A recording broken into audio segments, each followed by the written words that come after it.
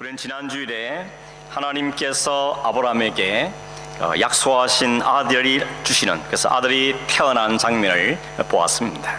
무려 25년 만에 이루어진 약속이었습니다. 그러나 성경에 말하기를 하나님이 말씀하신 대로 되었다라고 이야기하고 있습니다.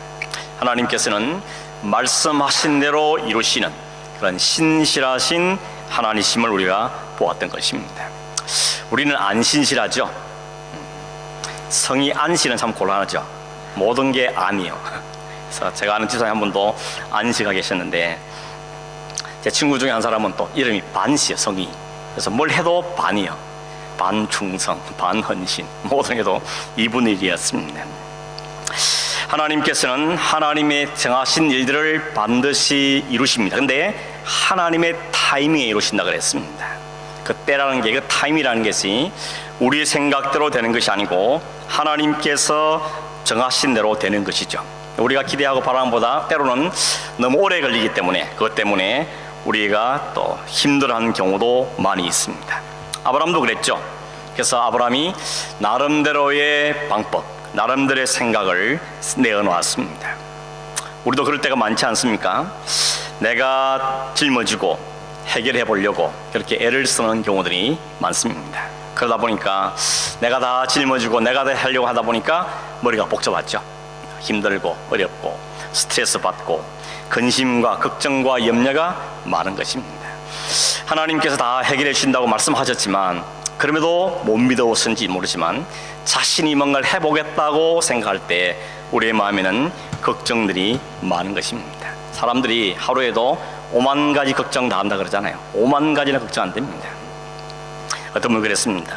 성이 오시는 5만 가지 걱정하고 성이 이시는 2만 가지 걱정 안 됩니다. 우리 교회 백집사님도 계시고 천집사님도 계시죠. 하루에도 얼마나 많은 걱정거리를 알고 사는지 모릅니다. 여러분, 그렇지만 인간들이 가지면 가질수록, 붙잡으면 붙잡을수록 우리의 삶은 복잡하고 힘듭니다. 그냥 내려놓아야 됩니다. 내려놓아야 삶이 심플해지는 것이죠. 하나님, 내가 하나님만 믿습니다. 하나님이 하실 줄 믿습니다. 그리고 내려놓을 때 우리 마음이 가벼워지고 우리의 삶이 단순해지는 것입니다. 그래서 여러분, 믿음이 좋다는 것은 다른 게 아니죠. 삶이 심플해집니다. 왜냐하면 하나님을 분명히 믿기 때문에 너무 많은 걱정과 너무 많은 고민을 하지 않고, 걱정과 고민거리 와도 하나님께 내어드리고 하나님을 신뢰할 때 삶이 더 심플해지게 되어지는 것입니다. 여러분, 좀 내려놓으시길 바랍니다. 좀 놓으시길 바랍니다. 하나님께서 받으셔야, 하나님이 잡으셔야 그 일이 순조롭게, 그리고 그 일이 은혜 가운데 되는 겁니다. 아무리 붙잡아야 우리의 실력과 우리의 노력으로 잘 되는 일이 별로 없지 않습니까? 이미 많이 경험해보지 않습니까? 그런데도 불구하고 또 여전히 붙잡으시죠. 또 여전히 놓칠 못하시죠. 하나님에 대한 믿음과 신뢰는 우리로 하여금 짐을 가볍게 하는 것입니다. 수고하고 무거운 짐진 자들이 다 내게 오라 그러죠. 주님께서 짐을 대신 져주신다는 것입니다. 인간들이 내어놓는 그 어떤 시도나 노력이나 계획도 아무 소용이 없다 하는 것을 보여주는 것이 이스마엘이었습니다. 그 얘가 바로 이스마엘이었죠. 아브라함이 100세 때 아들을 낳았고 그 이름을 이삭이라 지었습니다. 할례를 행했습니다. 근데 그 이전에 태어난 이스마엘이 있었습니다. 이스마엘이 약속의 아들을 보고는 괴롭히죠. 그를 희롱했다 그랬습니다. 그 사라의 요청으로 아브라함은 그 하갈과 그 이스마엘을 내쫓을 수밖에 없었습니다. 사도 바울은 갈라디아 4장에서 그 이스마엘과 이삭을 대조를 분명하게 시킵니다. 이스마엘은 인간의 행위와 율법을 의미하는 옛 언약의 상징으로, 그리고 이삭은 전적인 하나님의 은혜와 믿음을 상기하는 새 언약으로 설명하고 있습니다. 인간이 낸 작품, 하나님께서 만드신 그 작품, 이 두 가지를 선명하게 비교해 주시면서 결국은 하나님이 만드신 그 은혜가 우리에게 승리를 주시고 우리의 모든 행위와 율법을 보다 뛰어넘는 하나님의 은혜와 믿음이 우리를 이끌어간다는 사실을 우리에게 말씀해주고 있습니다. 어떤 분은 그럼 이스마엘은 좀 억울하지 않냐? 이스마엘도 아브라함 자식인데 이렇게 내쫓아버리고 이렇게 할 수 있는가? 이렇게 생각하는 분들이 계실지 모르겠습니다. 여러분, 하나님께서 이스마엘의 삶도 돌보아 주시죠. 광야에서 물을 먹지 못하고 죽어갈 때 하나님이 그에게 샘물을 여시고 그에게 마시게 하셨습니다. 그리고 그에게도 한 민족을 이루게 하겠다라고 말씀하셨습니다. 그리고 훗날 약속의 민족 이스라엘을 통하여서 그 이방 민족들도 구원 얻기 시작합니다. 오늘 여러분 중동 지역에도 하나님 복음이 증거돼서 그 중동 사람들이 구원의 은혜를 입는 것들을 얼마나 볼 수가 있는 것입니다. 이런 것들은 하나님께서 모든 사람에게 베푸시는 보편적인 은혜라고 말할 수 있죠. 그러나 하나님의 진짜 관심, 진짜 포커스는 어디 있는가 하면 하나님의 자녀에게, 약속의 아들에게 있습니다. 그걸 선명히 보여주기 위해서 하나님께서는 이삭의 모든 은혜를 베푸시고 그를 통하여서 하나님의 언약을 이어가시는 것을 볼 수 있는 것입니다. 하나님은 오늘도 햇빛과 비를 모든 사람이 주시지만 하나님의 진짜 관심은 어디에 있다고요? 하나님의 언약의 백성들에게 있다는 사실을 기억하는 것입니다. 그런 점에서 우리가 하나님의 언약의 자손이 됐다는 사실 얼마나 감사합니까? 우리가 뭐 특별한 것도 아니고 특별히 잘난 것도 아닌데 하나님의 언약의 자손이라고 선택된 그 사실 때문에 우리를 끝까지 책임져 가시고 우리의 모든 관심들을 기울이고 계시는 것을 우리에게 보여주고 있는 것입니다. 그렇게 살아가는 사람이 하나님의 언약의 자손인 것이죠. 여러분 성경을 보면 3살짜리 이삭이 15살 된 이스마엘에게 괴롭힘을 당합니다. 그럼 뭘 보인다 그랬습니까? 오늘 세상 속에서 세상이 교회를 혹은 세상이 하나님의 백성들을 핍박할 수 있음을 우리에게 보여주는 것입니다. 그러나 마지막 승리는 하나님께서 이삭의 손을 들어주십니다. 하나님의 언약의 백성의 손을 들으셔서 그에게 궁극적인 승리를 안겨다 주시는 것을 보게 되는 것입니다. 그 이야기를 지난주에 말씀을 드렸는데 오늘은 이 아비멜렉과 아브라함이 서로 언약을 맺는 이야기가 실려 있습니다. 22절에 보시면 그때 아비멜렉이 그 군대 장관 비골과 함께 아브라함을 찾아왔다 이렇게 말씀하고 있습니다. 이 아비멜렉이라는 이름이 언제 여러분 보았습니까? 아비멜렉 기억나십니까? 기억력이 좀 잘 없으시죠? 아비멜렉 이름은 바로 앞장에 나왔습니다. 20장에 아비멜렉이 나왔죠. 아브라함이 롯과 헤어진 다음에 헤브론에서 살았는데 헤브론에 살다가 그랄 지방으로 내려갔습니다. 그래서 거기 가서 자기 아내를 누이라고 속였다가 아내를 빼앗기죠.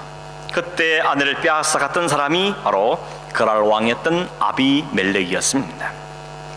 아비멜렉은 그 사라를 데려갔다가 그날 밤에 꿈속에서 하나님께 엄청 혼나죠. 하나님이 그 여인은 임자 있는 몸이다. 털끝하나 상하게 하며 내가 너와 내게 속한 모든 사람을 다 죽이겠다. 아주 무섭게 하나님이 말씀하셨습니다. 아침에 벌떡 일어나자마자 아브라함을 불러다가 왜 나 속였느냐, 빨리 데려가라 그러면서 아내와 양과 소와 종들을 다 붙여서 아브라함을 떠나게 했습니다. 그러면서 내 눈앞에 보이는 땅 가운데 네가 좋게 여기는 땅에서 살아도 좋다라고 땅까지 허락해 주었습니다. 그래서 아브라함이 살게 된 땅이 오늘 이 등장하는 곳인데 이곳 이름이 나중에 보니까 브엘세바라고 말하고 있는 것이죠. 여기서 아브라함은 오래 살았습니다. 뒤에 성경을 보니까 그 아들 이삭도 여기 살았고 그 손자였던 야곱도 여기 살았던 것을 알 수 있고 아브라함은 여기서 죽었습니다. 브엘세바에서 죽었다는 것입니다. 오늘 브엘세바는 어딘가 하면 이스라엘의 남쪽 예루살렘에서부터 남서쪽으로 약 70km 정도 떨어진 곳에 사막인데 네게브라는 사막인데 그 사막 가운데 세워진 도시가 이 브엘세바라고 말하고 있습니다.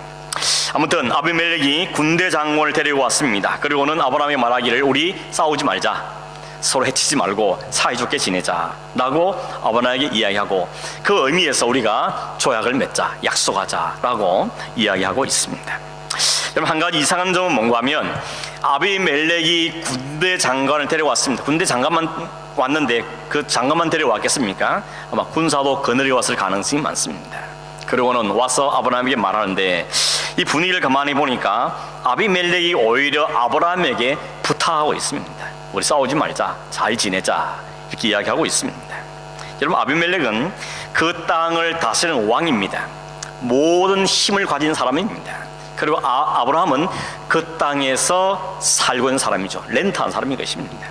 쉽게 말하면 아브라함은 그 땅에 렌트에 살고 있는 사람이고 아비멜렉 그 땅의 오너, 주인인 것입니다. 하루아침에 그냥 방빼 그러면 그냥 빠져나갈 수밖에 없는 것이 아브라함의 형편인 것입니다. 여러분, 방빼 서름 당해본 적 있습니까?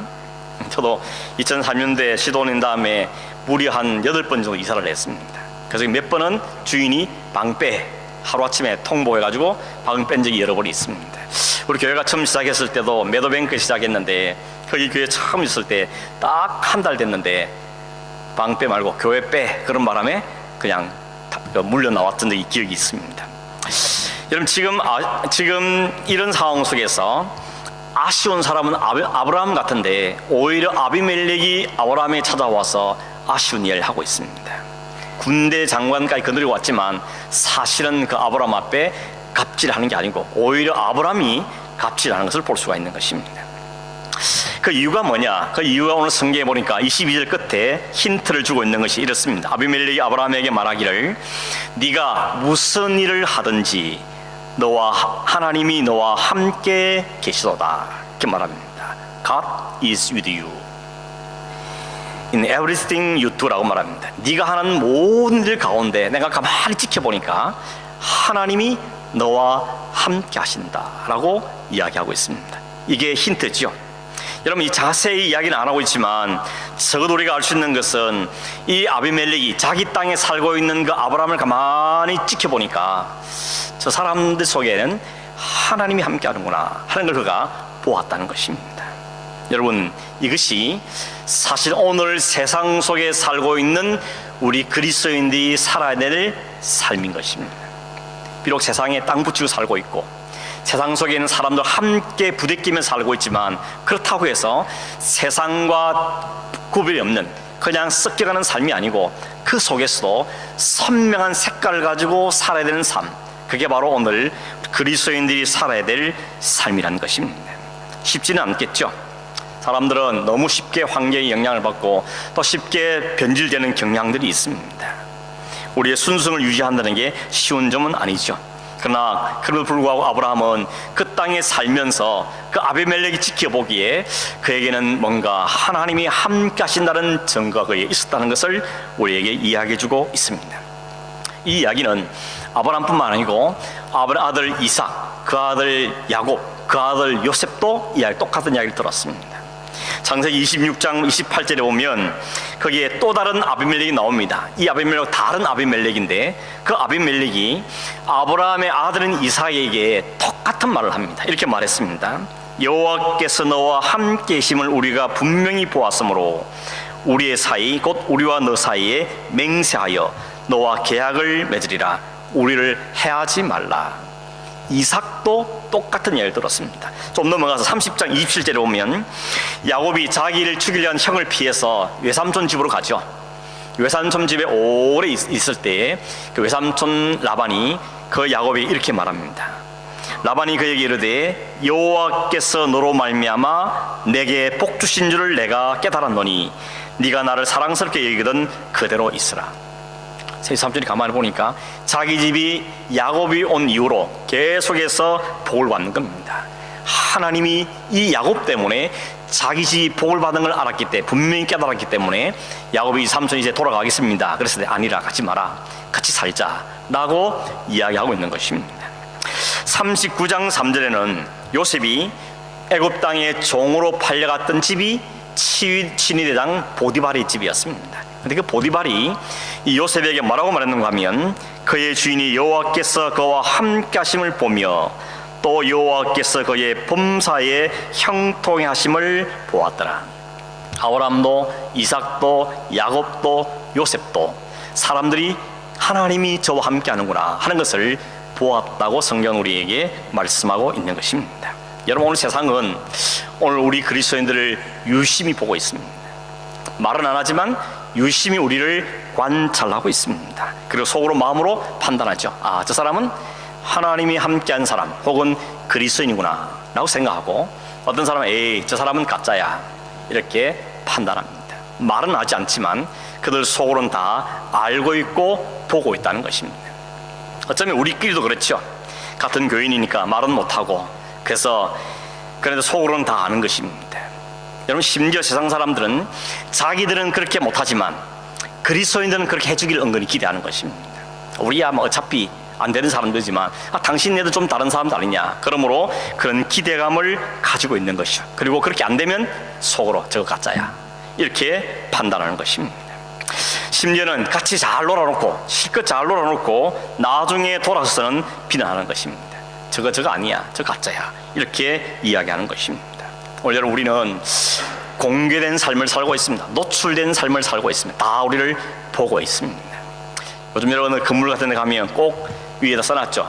CC 카메라입니까? 카메라를 설치해놓고 당신은 지금 감시당하고 있습니다. 자, 그거 볼 때만 참 기분이 많이 나쁘더라고요. 당신은 지금 사람들이 보고 있습니다, 이렇게 말하고 있습니다. 그리스도인들의 삶은 언제든지 다 노출되어 있습니다. 자녀들이 아버지를 보고 있고, 부모가 자녀를 보고 있고, 혹은 형제가 형제를 보고 있고, 다 보고 있습니다. 보고 있다는 것은 안다는 이야기죠.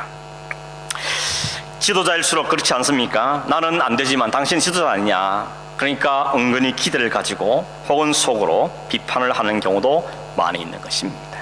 제가 군목으로 8년 정도 있었는데, 군대에서 군목을 돕기 위해서 있는 병사를 가리켜 군종병이라 그럽니다. 군종병.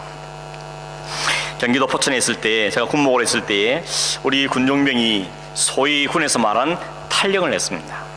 그러니까 말이 탈영이지 그냥 잠시 나갔다 오려고 하다가 그 유명한 포천 검문소에서 잡혔습니다.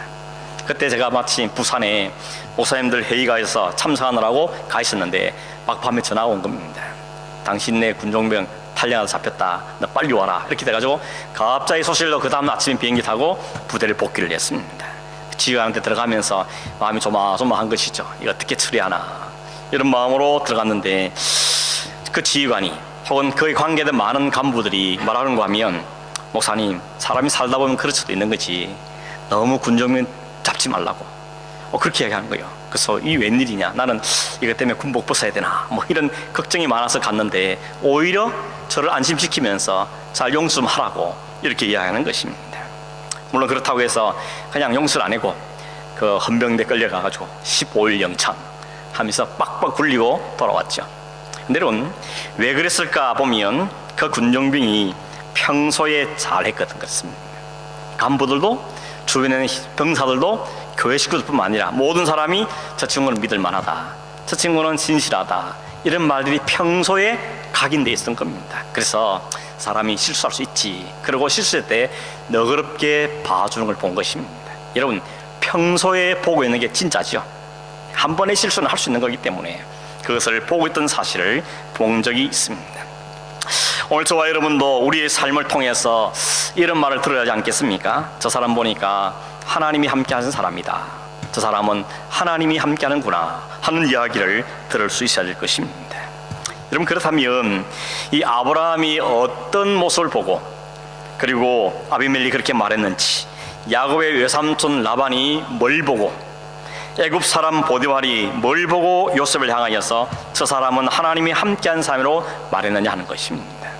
한 가지 우리가 가지고 있는 오해나 착각 중에 하나가 뭔가 하면, 흔히 우리는 하나님이 함께 하신다는 것을 어디다 자꾸 대입시키는가 하면 그 사람이 성공하고 그 사업이 잘 되고 혹은 자녀가 잘 되고 이런 것에만 자꾸 하나님이 함께 한다를 대입시키려는 그런 오해들을 가진 경우가 있습니다. 여러분, 아브라함 마음도 그렇죠. 지금 아브라함과 아비멜렉이 같이 서 있습니다. 누가 더 부자입니까? 아브라함이 아무리 부자가 돼도 한 나라의 왕인하고는 비교할 수 없는 것이죠. 그리고 아브라함이 강한 군대를 가졌다 할지라도 그 군대가 나라의 군대는 비교가 안 되는 것입니다. 그렇기 때문에 아비멜렉이 아브라함이 막 부자가 되니까, 아니면 강력한 군대를 가지니까 와서 우리 같이 지내자 라고 말하는 것은 아니겠다는 것을 우리가 충분히 짐작할 수가 있는 것입니다. 오히려 25절 이하에 이런 이야기 하나 있죠. 아브라함이 맹세하자 그러니까 그럽시다, 근데 한 가지 짚고 넘어가겠습니다. 그러면서 한 가지 컴플레인을 했는데 그 내용이 뭔가 하면, 당신의 종들이 우리의 우물을 다 빼앗아 갔습니다. 그 이야기를 끄집어냈습니다. 여러분, 옛날에 우물은 상당히 중요한 의미를 갖고 있습니다. 특히 이 팔레스타인 지역에는 비가 많이 오지 않는 곳이기 때문에 우물이라는 것은 굉장히 중요합니다. 자기들도 마시고 가축들을 마시기 위해서 우물은 아주 중요한 재산 정도가 아니고 생명과 관계된, 생존과 관계된 아주 중대한 의미를 갖고 있는 것이 바로 우물이었습니다. 그렇기 때문에 우물을 빼앗는다 하는 것은 다른 어떤 재산을 빼앗는 것보다 훨씬 더 심각하게 받아들이는 것이 당시의 상황이었습니다. 그런데 이 아비멜렉의 종들이 아브라함의 우물을 빼앗았다는 것입니다. 심지어는 아브라함이 파놓은 우물을 막아버리기도 하고 혹은 흙으로 메꾸어 버리겠다는 것입니다. 그런데 아브라함이 그때만 어떻게 했습니까? 그냥 당하더라는 것입니다. 그냥 당하고만 있었다는 것입니다. 왜 그렇습니까? 힘이 없으니까, 힘이 약하니까 빼앗김을 당하고 그냥 당하고 만 것입니다. 나중에 이삭도 마찬가지입니다. 이삭이 나중에 자기가 아버지가 팠던 우물을 다 파니까 그걸 지켜보고 있던 블레셋 사람들이 우물만 파면 와서 또 빼앗고, 다른 데 옮겨서 우물을 하면 또 빼앗고, 또 옮겨가면 또 빼앗고, 계속 이삭도 옮겨가면서 우물을 파는 장면이 나오는 걸 볼 수 있습니다. 그런데 그렇기 때문에 결코 아브라함이 강하거나 혹은 부자가 됐거나 혹은 힘이 있거나 그래서 아비멜렉이 싸우지 말자고 한 것은 아니라는 걸 알 수 있는 것입니다.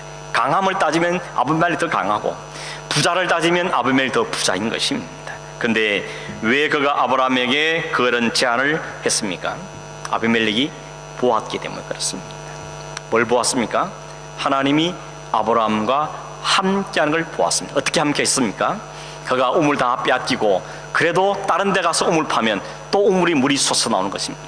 그걸 빼앗았더니 또 빼앗기고 가서 또 우물 파는데 거기 또 우물이 솟아나오는 것입니다. 그래서 인간적인 노를 가지고 힘을 가지고 눌러도 그는 여전히 그를 보호하는 누군가 있더라는 것이죠.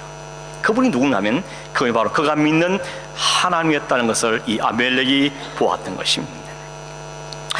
여러분, 하나님의 함께 하심은 그런 의미에서 얼마나 사람이 능력이냐, 얼마나 성공하냐, 얼마나 부자가 되느냐 하는 것으로 증명되는 것이 아님을 우리에게 보여주는 것입니다. 오히려 그 사람이 찬 그 위치에서 하나님과 함께함으로 은혜 가운데 살아가는 것 자체가 바로 하나님의 함께 하심의 모습을 보여주는 것입니다. 그래서 이를 다르게 정리를 하면 아브라함의 모습 속에서 자기들은 힘을 가지고 누르고 빼앗고 했는데 아브라함은 오히려 빼앗기고 빼앗기면서도 하나님의 보험을 받더라는 것입니다. 오히려 아브라함이 다른 사람이 사는 것을 보면서 저들은 우리와 다르다는 걸 알게 된 것입니다. 그러면 여러분, 하나님의 자녀, 하나님이 함께 하시다는 것은 우리 얼마나 능력이 있느냐, 얼마나 탁월하냐, 얼마나 실력이, 얼마나 성공하느냐 그것으로 증명되는 게 아니고 어떤 삶을 살든지 그 삶 가운데 하나님의 함께 하심을 드러내는 것, 그걸 다른 말로 거룩함, 구별됨, 그것을 통하여서 하나님의 함께 하심을 드러내는 것을 우리에게 보여주고 있는 것입니다. 여전히 세상도 우리에게 그걸 요구합니다. 얼마나 그리스도인이 실력이 있느냐, 얼마나 성공하냐 그걸 보고 판단하는 것이 아니고 그들이 얼마나 우리와 다르냐, 얼마나 거룩하게 구별되느냐 그걸 보고 저 사람들은 우리와 다른 사람이다 라고 평가를 한다는 이야기인 것입니다. 오늘 세상은 여전히 힘이 지배하는 세상이지 않습니까? 그리고 자신이 모든 것의 목표입니다. 언제나 자기 중심적이고 자기밖에 모르며 자기가 우상이 되어 있는 것이 세상입니다. 다 자기를 위해 살고 있는데 도대체 저 사람들은 뭐 때문에 자기를 위해 살지 않고 하나님을 위해 살고 다른 사람을 위해 사느냐, 왜 우리가 저렇게 다르냐, 이유가 뭐냐 알아보니 그가 믿는 하나님 때문인 것을 그들이 알게 되었다는 것입니다. 그래서 오늘 이 성경에 하나님께서 함께 하시는 이야기를 하면서 오히려 뒤에 우물을 빼앗기는 아브라함의 이야기가 거기에 따라오고 있다는 것입니다. 결국 아브라함이 보여주는 것은 힘이 아니었습니다. 실력을 갖춰 성공에 사는 영광을 돌리겠다 그런 것이 아니었습니다. 오히려 당하고 빼앗김에 양보했지만 그 모든 상황 속에서 하나님 그를 지켜내고 그와 함께 하시며 돌보시는 그 모습을 보고는 아비멜렉이 내가 아브라함을 상대한 게 아니고 그가 믿는 하나님을 볼 때 내가 저와 잘 지내야 되겠구나 라고 생각을 했던 것입니다. 도저히 세상의 힘과 권세와 돈과 그 어떤 것을 빼앗을 수 없는 평강이 그 속에 있는 걸 보았고 그 안에는 온유함을 보았으며 그 안에 여유 있는 모습을 보고 우리와 다르다는 걸 알게 된 것이죠. 여러분, 요셉이 형통했다 그랬죠. 근데 가만히 요셉 일생을 한번 보십시오. 진짜 형통한 건 맞습니까? 아버지의 부모의 사랑을 독 차지하고 있을 때 형통했습니다. 그러나 형들의 미움을 받아서 애굽에 팔려갔습니다.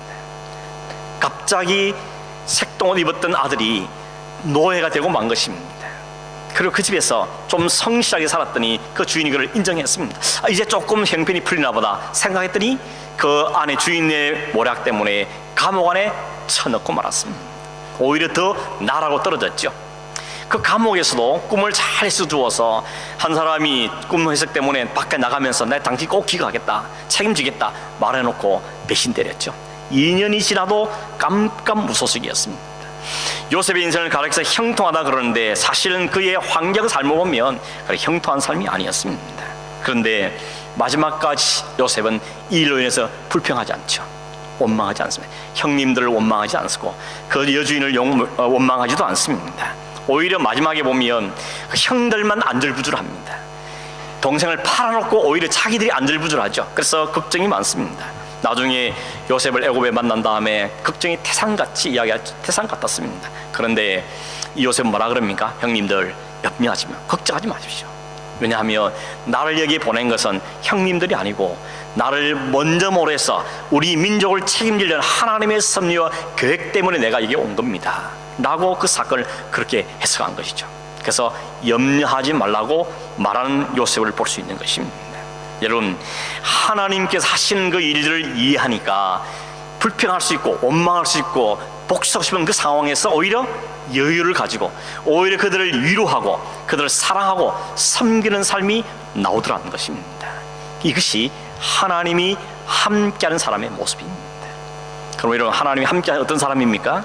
실력 있고 뛰어나고 탁월하고 능력 있고 무슨 스포츠에 이겨서 하나님 영광 돌리고 그런 것만이 아니라 우리의 일상의 삶 속에서 때로는 힘겨운 삶 속에서도 그 하나님 때문에 믿음과 소망을 잃지 않고 꾸준히 한 걸음 한 걸음 앞으로 나가는 사람, 그 사람이 하나님이 함께 하시는 삶의 모습을 우리에게 보여주는 것입니다.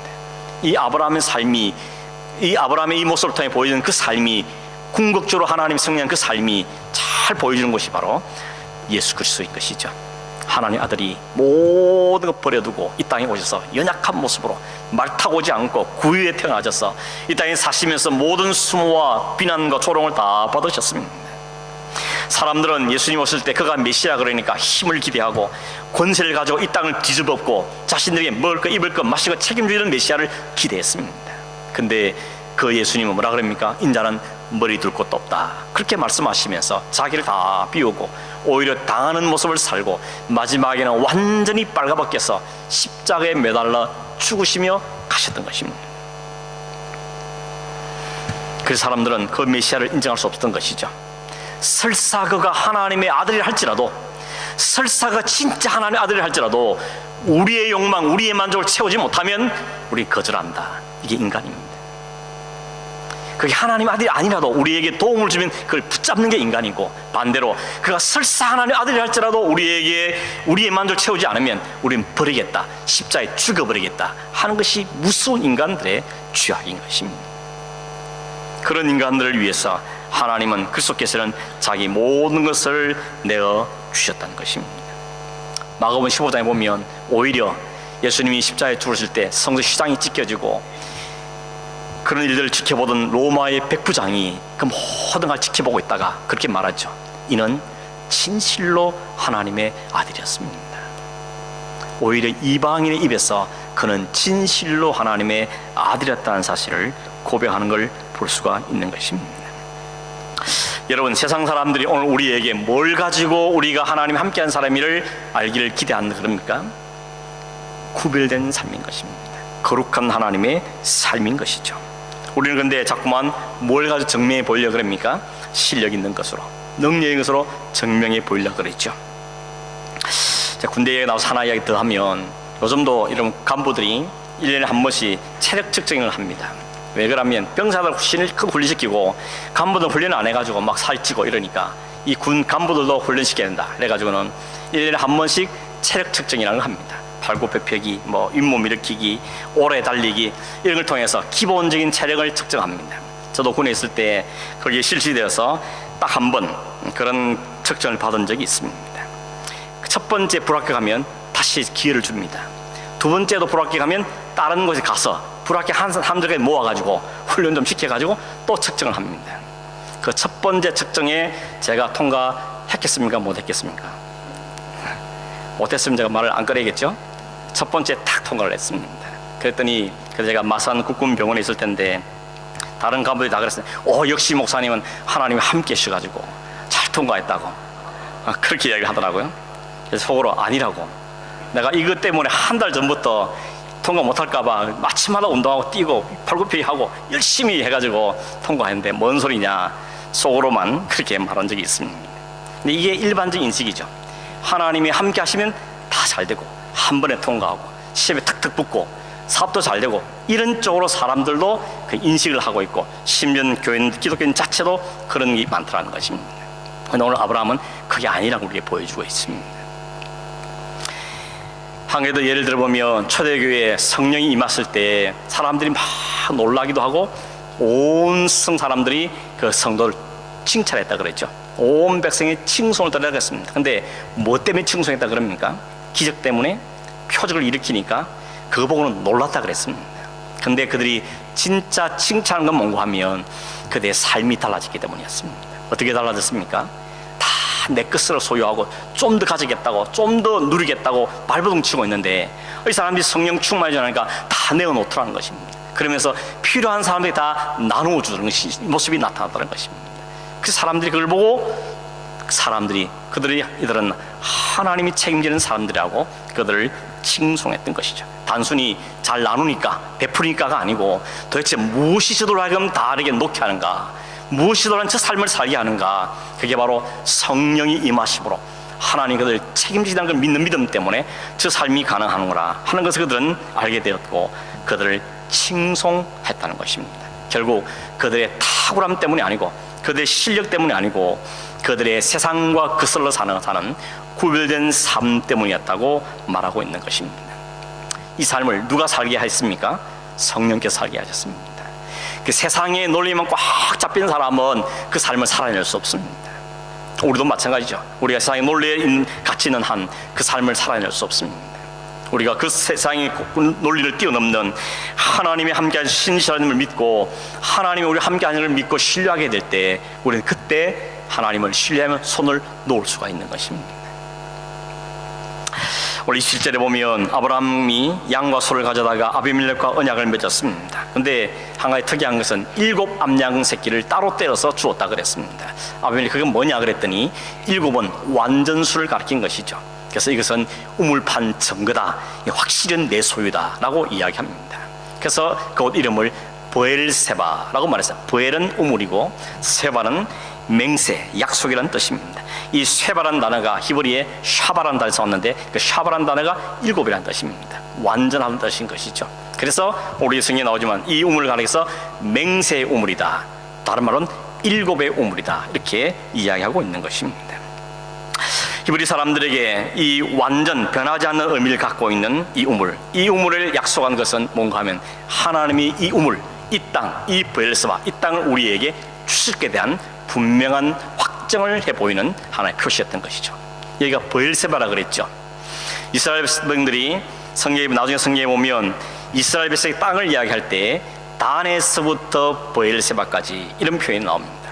단에서부터 브엘세바의 백성을 다 모았다, 이런 말이 나오는데 그 말은 단은 한국식으로 말하면 백두산에서 한라산까지 이런 이야기입니다. 북쪽 끝이 단이고 남쪽 끝이 브엘세바입니다. 아브라함이 이 브엘세바에 있으면 이 땅은 하나님 우리 주신 땅이다, 그것을 맹세했던 땅이 그 브엘세바에 있는데 하나님 그 땅을 우리에게 주실 것을 확신함으로 이 언약을 맺게 된 것이죠. 실제로는 다윗 때 갔어야 이 땅을 다 차지하게 됩니다. 그러나 다윗 때 이루어질 일들이었지만 아브라함은 그 땅이 하나님 주신 땅인 걸 확실하게 믿고 그 언약을 체결한 것을 볼 수가 있습니다. 그리고는 33절에 보면 에셀 나무를 거기다 심고 여호와의 이름을 불렀다고 이야기하고 있습니다. 여러분, 에셀 나무는 어떤 나무인가 하면 높이가 18m까지 자라는 나무입니다. 밑으로 뿌리가 얼마나 되는가 하면 30m까지 뿌리를 내린다 그럽니다. 그래서 사막에 소음기가 있는 땅에도 잘 자란 나무가 에셀이고 이 큰 나무가 사람들에게 쉼과 그늘을 안겨다 준다는 것이죠. 그곳에서 아브라함은 하나님을 예배했습니다. 여호와를 불렀다는 것은 하나님을 예배했다는 의미인 것이죠. 말씀을 맺습니다. 여러분, 오늘 아브라함은 우리에게 뭘 보여줍니까? 하나님의 자녀가, 하나님 백성이 무엇으로 하나님의 자녀됨을 증명할 수 있는가? 하나님이 함께 하신 그 백성이 무엇을 가지고 하나님 함께 하는 사실을 드러낼 수 있는가 하는 것을 우리에게 보여주고 있습니다. 그것은 부자가 되는 것도 아니었고 강한 군대를 가진 것도 아니었고 탁월한 성공을 가진 것도 아니었습니다. 그것은 바로 하나님이 함께 하심을 드러낸 구별된 삶이었습니다. 우리도 역시 세상은 우리에게 구별된 삶을 요청하고 있습니다. 자기는 그리 못하지만 너희들은 살아달라 라고 말하는 것이 오늘 세상입니다. 세상적으로 탁월하고 뛰어나지 말란 말이 아니고 그것으로만 하나님의 영광을 드러내겠다는 것은 우리가 오해인 것입니다. 오히려 성경은 그리스도를 따르는 사람이라면 비우고 낮아지고 섬기고 사랑하고 그 모든 하늘나라에 올릴 때 살아갈 때 그 삶이 바로 하나님 나라의 백성의 삶인 것이 드러나게 되는 것입니다. 어떻게 살 수 있다 그랬습니까? 하나님이 함께하는 걸 믿고 신뢰할 때 가능합니다. 성령께서 오셔서 우리 가운데 역사할 때 그 삶이 가능해지더라는 것입니다. 우리 이 삶을 보여주면서 이 길 걷는 사람을 우리에게 확인시켜주고 있는 것이죠. 우리가 세상의 원리만 고집하며 세상에서만 모든 목을 메고 사는 것이 아니고 비록 세상의 땅을 딛고 살지만 우리의 삶의 방향성은 이와 같은 것이라 우리에게 알려주고 계시는 것입니다. 저와 여러분이 주님을 온전히 우리의 주인으로 모시고 하나님과 성령이 함께한 것을 확신함으로 우리의 준 이 믿음의 걸음을 잘 걸어가는 그런 저와 되기를 주의 이름으로 축원합니다. 기도하겠습니다. 하나님 아버지, 오늘도 우리의 인생은 하나님이 책임다는 사실을 말씀해 주셔서 감사합니다. 세상에 매여 살고 세상에 놓여야 되는 사는 저들에게 하나님 우리에게 다른 삶이 있다는 것을 말씀해 주시고 그 삶은 하나님의 능력과 성령이 함께 하심으로 살게 할 것임을 우리에게 약속해 주셔서 또한 감사함을 드립니다. 이미 아브라함이 살아갔고 많은 신앙의 선비들이 살아냈고 다윗이 살아냈고 주님께서 그 삶을 완성한 삶을 오늘 우리에게도 보여주시며 이 길 함께 가자고 말씀하실 때 주님, 우리의 실력은 없지만 우리의 능력이 없지만 주님이 가신 길이고 성령이 함께 하신 그 길에 감사함으로 우리의 뚜벅뚜벅 우리 그런 옮겨놓은 우리의 삶이 되게 하시고 주님을 잘 닮아가는 우리의 삶이 될 수 있도록 도와주시옵소서. 감사하고 예수님의 이름으로 기도하옵나이다. 아멘.